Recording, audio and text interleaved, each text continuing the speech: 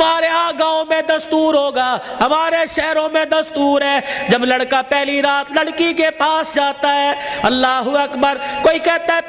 پہلی مرتبہ چہرہ دیکھے گا، منہ دکھائی میں کیا دے گا، کوئی کہتا انگوٹھی بنا رکھی ہے، کوئی کہتا میں نے لاکٹ بنا رکھا ہے، کوئی کہتا میں ہاتھ میں 5000 رکھوں گا، یا تو نظام الٹ ہے، معاملہ الٹ ہے۔ میرا نبی دولہا بن کے پہلی رات سیدہ خدیجہ الکبریٰ کے حجرے میں گئے، اللہ اکبر، میرے نبی اندر داخل ہوئے، سیدہ خدیجہ الکبریٰ نے قدموں کی آہٹ سے پہچان لیا، گھونگھٹ میں کہنے لگی سونے جہاں کھڑے ہو وہیں کھڑے رہیے، اپنے تکیے کے نیچے ہاتھ ڈالا، 40,000 درہم اٹھائے، حضور کے قدموں پہ لا کے رکھ کے رونے لگ گئی، کہنے لگی کملی والے اب گھر میں یہی کچھ بچا تھا جو آج میں نے تیری جوتیوں پہ قربان کر دیا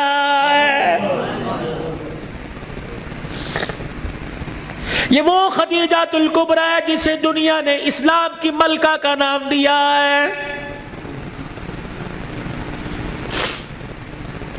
اسی کی بیٹی سیدہ فاطمہ الزہرا رضی اللہ تعالی عنہ، کائنات کے اندر بڑے بڑے جوڑے آئے لیکن اللہ کی قسم فاطمہ علی سے بڑھ کے جوڑا کوئی نہیں آیا ہے۔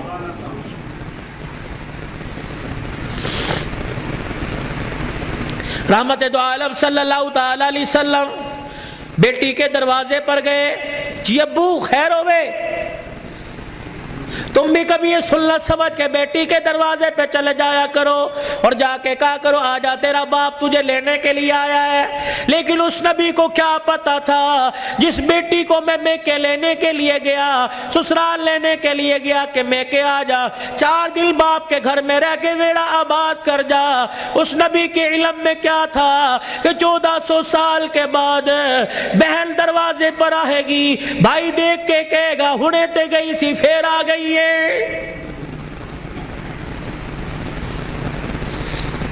کتنی بہنوں کو روتے دیکھا، بھائیوں کو پھول کر کے کہتی ہیں ابا جی دے مرن تو بعد ایک مرتبہ بھی تو نے بلانے کا فون نہیں کیا ہے۔ او لوگوں چھٹیوں میں بہن کو بلا لیا کرو، عید تہوار میں بہن کو بلا لیا کرو، رب ذوالجلال کی قسم ہے تمہارے گھر میں آ کے بہن کھائے گی، پروردگار عالم بہن کے کھانے کی برکت سے اللہ تیرے رزق میں اضافہ فرمائے گا۔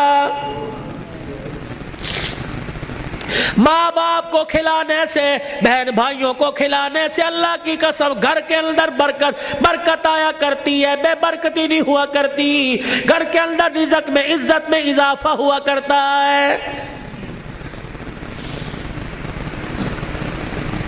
اے فاطمہ آجا، بہت دن ہو گئے، 4 دن باپ کے گھر رہا، اللہ اکبر، تیرا باپ تیری جدائی برداشت نہیں کرتا۔ سیدہ فاطمہ نے ابو جان کا ہاتھ پکڑا، رحمت والے نبی صلی اللہ علیہ وسلم کا ہاتھ پکڑا، اندر لے گئی، کہنے لگی ابا جان جانے کو تیار ہوں لیکن مجھے ایک بات بتلاؤ، جب آپ نے مجھے اپنے گھر سے علی کے ساتھ رخصت کیا تھا، میرا سر اپنے سینے پہ رکھ کے کہا تھا بیٹی اب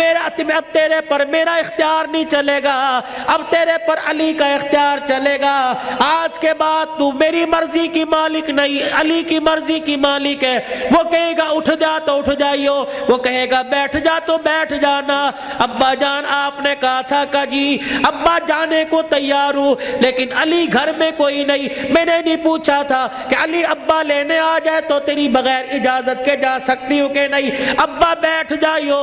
اگر علی کہہ دیں گے چلی جا چلی جاؤں گی، اگر منع کر دیا تو میرے ابا جان آپ ناراض نہ ہونا۔ لاؤ ایسی زندگی جس کو تم دلہن بنا کے، جس کو تم 10-10 سولے سونا چڑھا کے گھر لے کے آئے ہو، سوٹی اٹھا کے کھڑی ہوگی، زبان درازی کرے گی، کہے گی اچھا ماں باپ کے گھر میں جانے کے لیے تیرے سے پوچھنا پڑے گا۔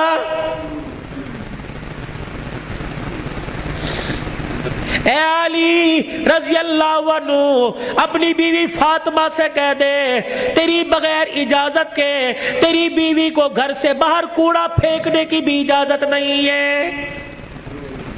سامنے خالد بن ولید رضی اللہ تعالیٰ عنہ کا مکان تھا. اے علی تیری بغیر اجازت کے تیری بیوی فاطمہ کو سامنے دروازے میں کھڑے ہو کر خالد بن ولید رضی اللہ عنہ کی بیوی سے بات کرنے کی بھی اجازت نہیں ہے. جب تمہارے نکلنے کی دیر ہوتی ہے تمہاری بیویوں کا پتہ ہی نہیں ہوتا کہاں ہے. کبھی کہیں بیٹھ کے تعویذ لا رہی ہے, کہیں فیصل آباد دوڑی ہوئی ہے, کبھی کسی کے ساتھ سارے میرے بھائی نے, کبھی کسی کے موٹر